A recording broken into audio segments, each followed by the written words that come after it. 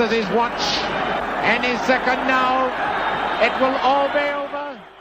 ትናንት ምሽቱን የዓለም ዋንጫ ግማሽ ፍጻሜ በድምቀት ተካሄደም።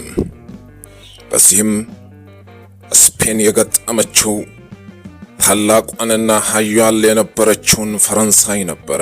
በጨዋታውም ፈረንሳይ እንደምታሸንፍ ኦፕታ ግምቱን ቢሰጥም ነገር ግን ጨዋታውን ሙሉ ለሙሉ ድብልቅልቁን ያወጣችው ስፔን ነበረች። ሙሉ ለሙሉ በልጣም ነበረም። ሙሉ ለሙሉ ብልጫም ነበራት። ሙሉ ለሙሉ የፈረንሳይን ታክቲኮች አበለሻሽታ ነበር የገባቸው። በመሃል ሜዳው ሙሉ ለሙሉ የበላይ የነበረችው ስፔን ነበረች። ፈረንሳዮች ምንም ሊያደርጉ አልቻሉም ነበር። ፈረንሳዮች ምሽቱን ኳሶች ሲቆራረጡባቸው ነበር ያመሹት። ምንም ወደፊት መስመር ተሻጋሪ ኳስ አልነበረም። ተሻጋሪ የሆኑ ኳሶችም በቀላሉ ለስፔኖች ሰለባ ይሆኑ ነበር። ስፔኖች ደምቀው አመሹ። ስፔኖች ነግሰው አመሹ። ስፔኖች ሙሉ ለሙሉ የበላይ ሆነው አመሹ። ላሚን ያማል የጠፋም የደበዘዘ ቢመስልም ነገር ግን ላሚን ያማል ፍጹም ቅጣት ምትን አስገኘም። ላሚን ያማል በእርግጥ ያስገኘው ቅጣት ምት ላይ የፈረንሳይ ተከላካይ ዲኝ ስህተት ነበረ። እጅግ በጣም የላቀ ስህተት ነበረ። ላሚን ያማል ከኋላው እንደመጣ አልተመለከተም ነበር።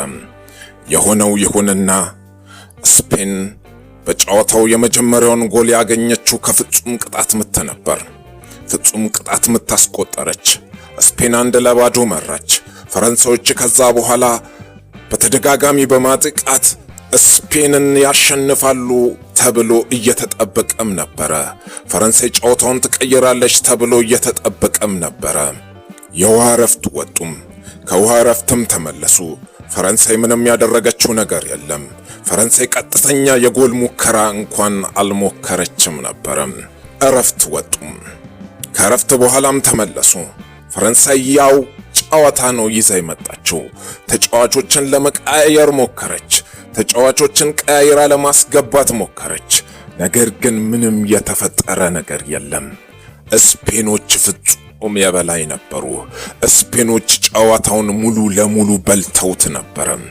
ስፔኖች ሙሉ ለሙሉ ጨዋታውን በቁጥጥራቸው ስር አውለውት ነበር። እንግዲህ የዓለም ዋንጫ ግማሽ ፍጻሜን ስፔን ፈረንሳይን 2-0 በማሸነፍ ከግማሽ ፍጻሜ ወደ ፍጻሜው አልፋለች። አሁን ስፔን ዋንጫ ለማንሳት የቀራት 90 ደቂቃ ብቻ ነው። 90 ደቂቃ ብቻ ስፔን ለዋንጫ ያላት ቅርበት ነው። በአንዳንዶች ግምት አስቀድሞ እንደተገመተ ስፖርትም ይሁን ሌሎች እንደገመቱት ለስፔን ዋንጫውን የመብላት ቅድሚያ ግምት ሰጥተዋት ነበር። እንደተባለውም ደግሞም የስፖርት ግምቶችን አይሳሳትም እንደተባለው ይኸው አሁን ለፍጻሜው ቀርባለች። ፍጻሜውን ታነሳ ይሁን የሚለውን ደግሞ የምንመለከተው ይሆናል። ዛሬ እንግሊዝ ከአርጀንቲና ይገጥማሉ። እንግዲህ ታላቋ እንግሊዝ ከታላቋ እናም ብዙ ከዋክብቶችን ካፈራች ዓለም ላይም ታላላቅና የሚያስደንቁ የሚባሉ ተጫዋቾችን ካፈራች ከአርጀንቲና ጋር ነው የምትገጥመው። እንግሊዝ አንድ ነገር አትረሳም። ይህም ደግሞ 1986 ላይ ማራዶና በእጁ እነሱ ላይ እንዳስቆጠረ ነው። ያቺም የእግዚአብሔር ጣት ተባለች። ያቺም የእግዚአብሔር እጅ ተባለች። አርጀንቲና እንግሊዝን በእግዚአብሔር ጣት አሸንፋ እንደወጣች ተነገረላት። እንግሊዞች ያቺን ምሽት አይረሷትም። እንግሊዞች ያንን በቀል ለመበቀል ብዙ ዓመታትን ጠብቀዋል። አሁን እንግዲህ ተራው ደርሶ ዛሬ እንግሊዝ ከአርጀንቲና ጋር ይፋጠጣሉ። ሊዮኔል ሜሲ ከሃሪ ኬን ጋር እንግዲህ የደመቁ ከዋክብቶች አሏቸው እንግሊዞች። እነ ጁድ ቤሊንግሃም አሏት፣ እነ ቡካዮ ሳካ አሉ፣ ጎርደን አሏት፣ እነ ራይስ አሏት። እንግዲህ እነዚህን ሁሉ ታጥቃ እንግሊዝ ዛሬ ምሽት ላይ አርጀንቲናን ታፋጥጣታለች። እንግዲህ እንግሊዝ በአንዳንድ ጨዋታዎች ብዙ በመደብደብ እዚህ እንደደረሰች ሁላችንም የምናውቀው ነው።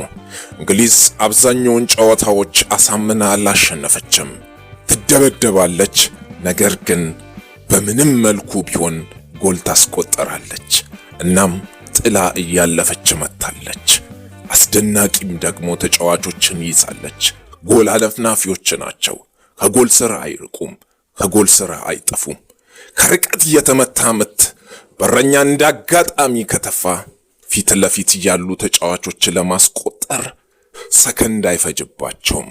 ጁድ ቤሊንግሃም አለ፣ ሃሪ ኬንም አለ። ድንገት በረኛው ቢያመልጠው እነዚህ ተጫዋቾች ጎል ለማስቆጠር ብቁ ናቸው። በፍጹም አይስቱም።